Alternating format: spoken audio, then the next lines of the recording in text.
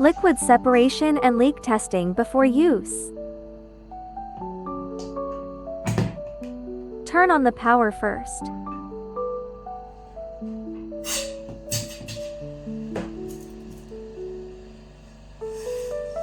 The air in the test hose is vacuum air. Insert the vacuum hose into the vacuum pump port.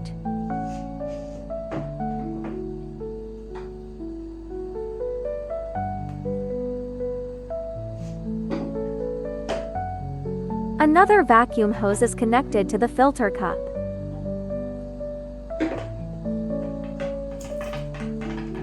This hose is connected to the vacuum chuck during operation.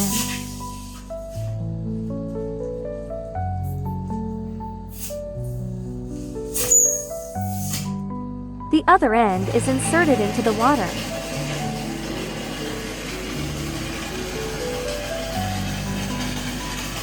Do the automatic separator liquid test first.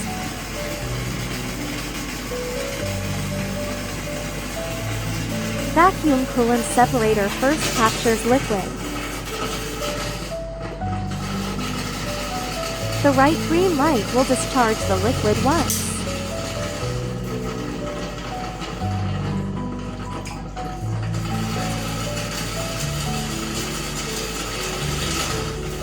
It is automatically drained at intervals.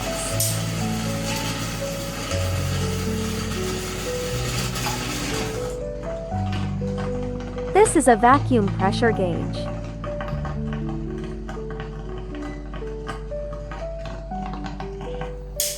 Connect the vacuum pressure gauge.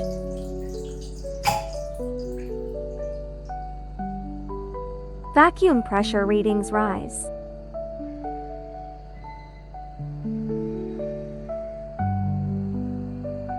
When the reading reaches the maximum value, turn off the switch on the vacuum hose. If the reading does not drop,